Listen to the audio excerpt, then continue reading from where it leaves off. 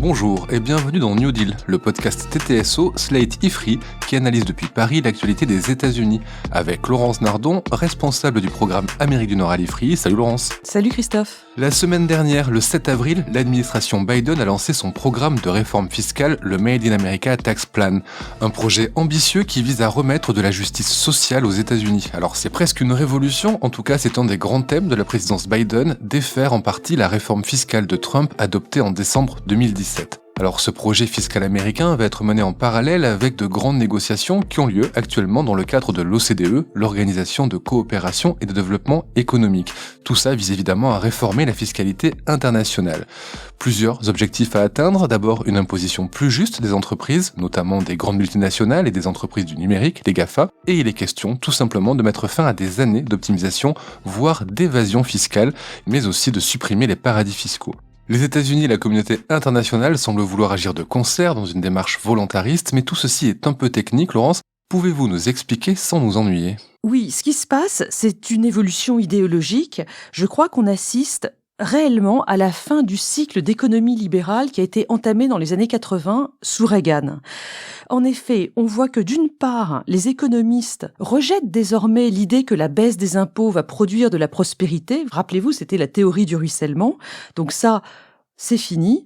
Et d'autre part, les opinions publiques et les gouvernements, aussi bien aux États-Unis qu'en Europe et dans le reste du monde, exigent plus de justice fiscale pour des raisons éthiques, c'est-à-dire que le niveau des inégalités sociales est aujourd'hui devenu insupportable. Il y a quelques mois encore, la doxa libérale semblait indéboulonnable. Comment en est-on arrivé là ? Si on fait un retour en arrière, depuis les années 80, donc, la mondialisation a eu pour effet de faciliter les transferts financiers entre États.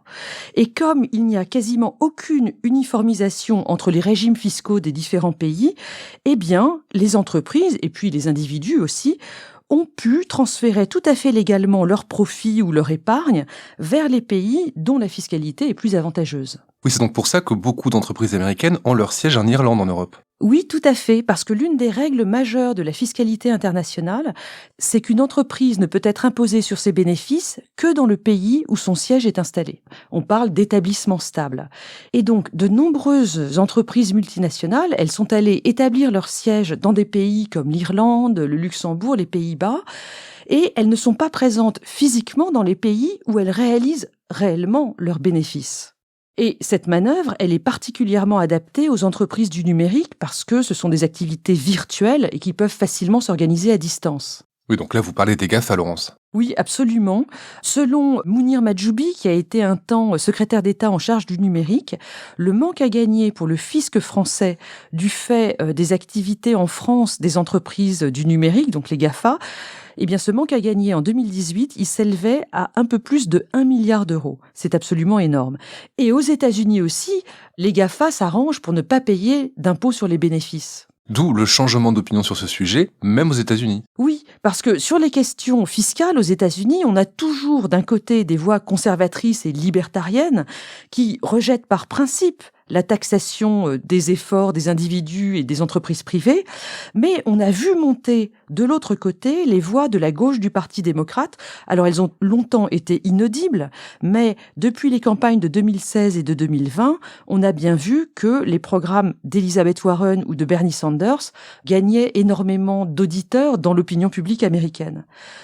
Cette demande de justice fiscale, elle a été renforcée par les scandales autour de la responsabilité politique des réseaux sociaux. Rappelez-vous le scandale Cambridge Analytica pendant la campagne de 2016. Et puis, cette dernière année, l'accroissement des bénéfices des plateformes pendant la crise du Covid, eh bien, elle vient encore accroître l'exigence de justice fiscale.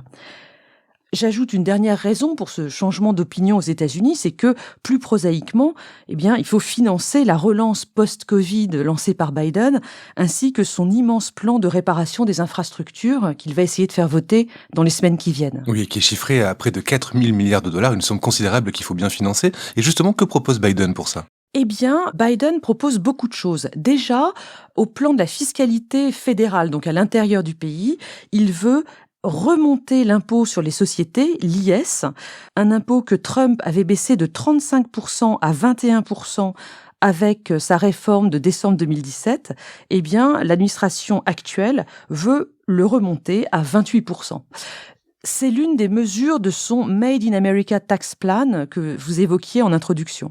Donc ça, c'est en national. Et puis, Biden et sa secrétaire au Trésor Janet Yellen font aussi des propositions dans le cadre de ces grandes négociations de l'OCDE qui ont cours en ce moment. Alors qui a, pour ma part, été passé complètement inaperçu. Est-ce que vous pouvez nous expliquer ce qui se passe actuellement dans le cadre de cette organisation ? Oui, alors il y a un effort de réforme fiscale internationale très important qui a été lancé en 2015 par l'OCDE. Il s'agit de lutter contre l'érosion de la base d'imposition et les transferts de bénéfices dans le monde. En anglais, ça donne Base Erosion and Profit Shifting, c'est-à-dire BEPS. On parle donc du programme BEPS, qui prévoit 15 actions différentes. La première de ces actions, c'est la réforme de la taxation des entreprises du numérique. Mais si ces négociations sont menées dans le cadre de l'OCDE, ça veut dire qu'elles ne concernent que les 36 pays qui en sont membres, donc c'est pas vraiment un plan international, si ? Eh bien si, parce que pour ces négociations, l'OCDE a mis en place ce qu'elle appelle un cadre inclusif qui ajoute 115 États aux 36 pays membres de l'OCDE. Et dans ces 115 États, il y a même la Chine qui fait partie du comité de pilotage sur cette action 1 sur le numérique. Et que contient-elle cette action 1 sur le numérique ? Il y a ce qu'on appelle 2 piliers de négociation. Le premier, il vise à mettre en place une taxe sur le numérique proprement dit. Et le second, il essaye plus largement de mettre en place une imposition minimum sur les grandes multinationales. Grandes multinationales, en fait, ça vise les GAFA, c'est ça ? Oui, entre autres, ça vise les GAFA. S'il y a bien des entreprises avec lesquelles nous sommes en contact tous les jours, quotidiennement, ce sont les entreprises du numérique. Comment vont-elles être taxées, Laurence ? Eh bien, pour présenter les choses de manière simple, je dirais qu'aujourd'hui, on explore 3 moyens différents de taxer les grandes entreprises du numérique, sachant que jusqu'à présent, elles échappent à l'impôt parce qu'elles se sont installées dans des pays qui sont des paradis fiscaux, on l'a dit tout à l'heure.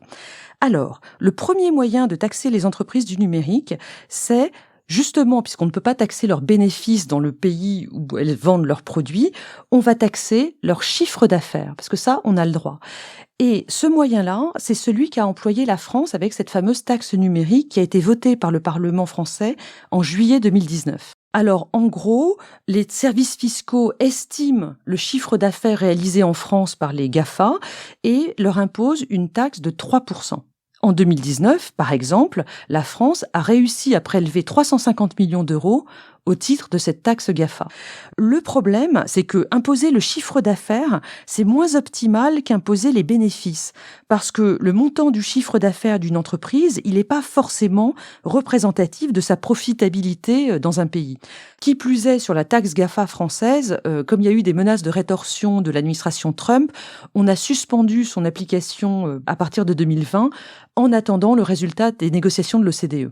Donc ça, c'était pour le modèle de taxe GAFA à la française qui porte sur le chiffre d'affaires. Le second moyen qui est exploré, il est proposé par Paul Romer, qui est prix Nobel d'économie 2018, et qui propose de faire une taxe sur les publicités ciblées dont les grandes entreprises du numérique nous inondent en ligne tous les jours. Alors, à ses yeux, une taxe sur les publicités ciblées a de nombreux avantages. D'abord, elle amènerait les GAFA à mieux respecter les données privées des utilisateurs, parce que utiliser nos données pour les algorithmes leur coûterait de l'argent. Deuxièmement, parce que les publicités en ligne leur rapporteraient moins, cela pousserait, par exemple, les grands journaux en ligne à développer leur système d'abonnement et donc à essayer de développer de meilleurs contenus. Donc là, tout le monde y gagne. Et puis enfin, si cette taxe est progressive, elle pourrait décourager la concentration des entreprises de la Silicon Valley, puisque plus elles sont importantes, plus elles paieraient. Et donc ça faciliterait l'émergence de nouveaux acteurs. On sait qu'aujourd'hui, il y a un gros problème de monopole. Cette taxe sur les publicités ciblées, c'est ce que fait déjà le Maryland. Oui, cet État américain est devenu en février 2021 la première juridiction à appliquer une taxe de 10% sur les publicités ciblées en ligne. Peut-être que ça fera des émules autre part, on va voir. Et le troisième moyen ? Eh bien, le troisième moyen de taxer les GAFA, c'est celui qui est à l'étude aujourd'hui dans le cadre de l'OCDE. C'est l'idée de faire une exception à ce principe de la taxation des bénéfices uniquement dans le pays où l'entreprise a son siège.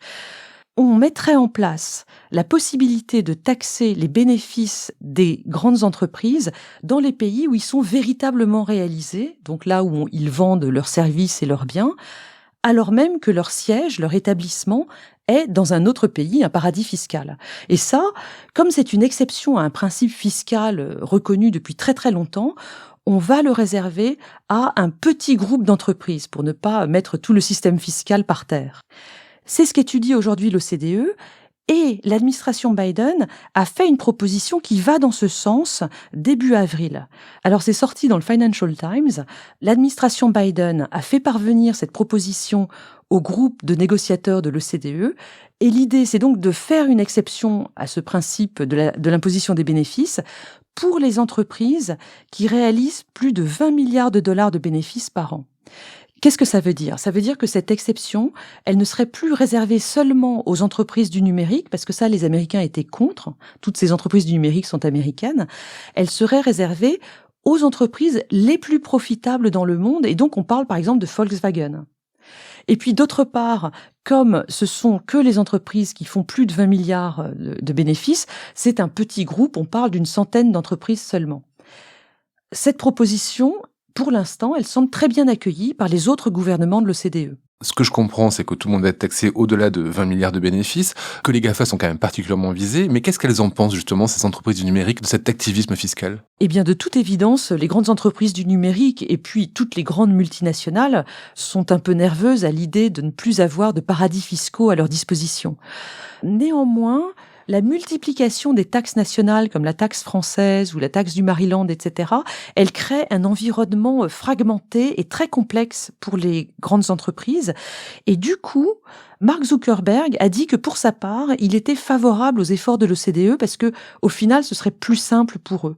Donc, il y aura peut-être des attitudes diverses de la part de ces grandes entreprises. Une des entreprises semble moins coopérative, c'est Google, qui a répercuté déjà les premiers effets de la taxe sur ses clients. Oui, en effet, il y a un risque, c'est que les entreprises ne fassent que répercuter sur leurs clients ou éventuellement sur leurs fournisseurs le surcoût lié à l'imposition. Dans un monde idéal, de telles hausses de prix, eh bien, elles mèneraient tout simplement les consommateurs à changer de fournisseur. Sauf que, en ce qui concerne le numérique, on a un gros problème de monopole. Les entreprises GAFA, il n'y en a pas tant que ça et les clients sont souvent coincés avec Google ou d'autres opérateurs. C'est pourquoi la réforme de la fiscalité du numérique, elle devra s'accompagner d'une réflexion sur les abus de position dominante, sur les monopoles. C'est ce qu'on fait en Europe. On est en train de travailler à l'adoption du Digital Markets Act. Et puis, aux États-Unis, les élus démocrates ont adopté un texte à l'automne dernier. Et puis, l'administration Biden, on l'a vu ces dernières semaines, elle vient de nommer 3 responsables dans ses équipes qui sont des spécialistes de la lutte antitrust. Donc, on peut penser que la question des monopoles va être vraiment prise de front par la nouvelle administration. Voilà pour la taxe numérique, un panorama assez complet. Vous avez parlé en introduction de 2 piliers de négociation au sein de l'OCDE. Le second concerne toutes les entreprises? Oui, le second pilier de négociation dans la réflexion de l'OCDE sur le numérique, elle vise à introduire une taxe mondiale minimum sur tous les bénéfices faits par des entreprises à l'étranger pour mettre fin à ce qu'on appelle le moins-disant fiscal entre pays, ou le nivellement par le bas de la fiscalité entre pays. Ça vise à terme à mettre fin au phénomène des paradis fiscaux. Alors, ce qu'on imagine, c'est que les pays se mettraient tous d'accord sur un taux d'imposition minimum qui serait appliqué à ces multinationales quand elles font des bénéfices à l'étranger. Si jamais un État, comme par exemple l'Irlande, paradis fiscal européen, refuse d'appliquer cette taxe minimum, eh bien, les entreprises, elles se verraient imposer des taxes complémentaires par les autres pays pour arriver au taux que l'OCDE aurait négocié. Et donc, les multinationales n'auraient plus d'échappatoire à cette taxe minimum. Alors, ce qu'il faut savoir, c'est qu'aux États-Unis, sous Trump, ce projet d'imposition minimum a déjà connu un début de mise en œuvre. Dans sa loi fiscale de décembre 2017, Trump avait mis en place une taxe de 10% sur les revenus des entreprises américaines perçus à l'étranger. Cette taxe, elle s'appelle le GILTI, ça veut dire le Global Intangible Low Tax Income. Il s'agissait pour Trump de mettre en place un nationalisme économique en forçant les entreprises à rapatrier des taxes sur leurs bénéfices à l'étranger. Le Made in America Tax Plan de Biden, dont on a déjà parlé, prévoit aujourd'hui de doubler le montant de la taxe GILTI pour le porter à 21%. Et c'est bien parce que les Américains ne veulent pas être les seuls à imposer leurs entreprises à l'étranger qu'ils sont très volontaristes pour ces négociations OCDE sur ce second pilier. Et de fait, les négociations vont bon train. Alors, elles évoquent pas vraiment un taux de 21%, on est plutôt autour de 12,5%. Mais bon, on va voir ce qui se passe dans les mois qui viennent. C'est quand même ironique de voir un président originaire du Delaware, qui est un État considéré comme un paradis fiscal aux États-Unis, mettre en place des mesures fiscales aussi révolutionnaires. On note quand même, globalement, à travers le monde, un retour à des idées économiques beaucoup moins libérales. Et oui, moi je crois que avec cette administration Biden, ces négociations au OCDE et d'autres faits dans le monde, on voit bien que on sort du cycle réganien économique pour entrer dans quelque chose de nouveau, de plus social, de plus redistributif. Pour les États-Unis, il y a d'autres motivations qui entrent en ligne de compte. Il y a l'idée de réparer leur image de puissance régulatrice qui a quand même été endommagée pendant la présidence Trump. Il y a aussi l'idée, on l'a dit, de renflouer les caisses fédérales. Et donc, on va voir à quoi aboutit l'OCDE. La fin des négociations est annoncée pour l'été prochain. Bon, Biden a l'air très volontaire, mais il va devoir affronter l'opposition des entreprises et évidemment des républicains. Oui, alors en ce qui concerne les entreprises, on en a parlé, ils vont peut-être réussir à gérer leur opposition. Les républicains, ça va être beaucoup plus compliqué parce que l'accord trouvé à l'OCDE, il devra être ratifié par le Congrès et notamment par le Sénat, où la majorité des démocrates est de 50 contre 50. Les républicains ne leur feront aucun cadeau et même au sein du Parti démocrate, on a vu qu'il y a des modérés comme Joe Manchin, cet élu de Virginie occidentale, qui risquent de faire dérailler les choses. Donc tout n'est pas encore gagné. Tout ça ressemble quand même beaucoup aux années Roosevelt et à son New Deal, comme quoi le nom de ce podcast a été bien trouvé pour cette heure post-Trump incarnée par Biden. Merci Laurence et à bientôt pour un nouvel épisode de New Deal donc. Au revoir Christophe, à bientôt.